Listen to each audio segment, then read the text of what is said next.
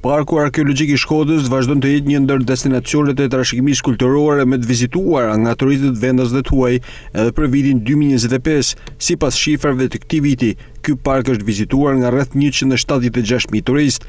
Aktualisht në momentin që flasim, numri i vizitorëve në kalan e Shkodrës ka shkuar në 176.000, duke qëndruar sërish si parku arkeologjik i dyti më vizituar në vendin tonë pas së parkut arkeologjik të Butrindit.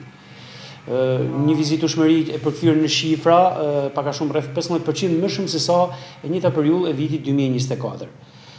Na bën optimist që 2026 do jetë edhe më i mirë për sa përket vizitueshmërisë. Rritja e vizitueshmërisë gjatë këtij viti ka pasur të turistëve nga Izraeli.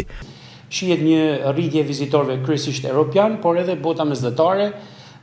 Izraeli vazhdon të jetë prej 2 vitesh një treg i qëndrueshëm edhe në Shkodër, me grupe të shumta turistësh që vijnë nga ky shtet, por ashtu edhe nga përtej oqeanit amerikan, kanadez, pra janë të larmishëm. Nuk mungojnë gjithmonë vizitori shqiptar dhe vizitori nga Kosova, kryesisht gjatë fundjavave, çka edhe ka sjellë të rritje të kënaqshme dhe për ne. Ndërsa gjatë vitit të ardhshëm pritet ndërhyrje për rijetëzimin e Kalas Rozafa. Jemi në fazën e miratimit të projektit të hartuar nga Fondi Shqiptar i Zhvillimit për rijetëzimin e Kalas së Shkodrës, i cili presupozon investim në kuadrin e rritjes së infrastrukturës pritse për turistët, duke filluar që nga sistemi i parkimit poshtë në pjesën e ulët të kodrës së Kalas, duke sjellë një sistemim të rregullt të këtij parkimi për autobuset, por edhe për veturat.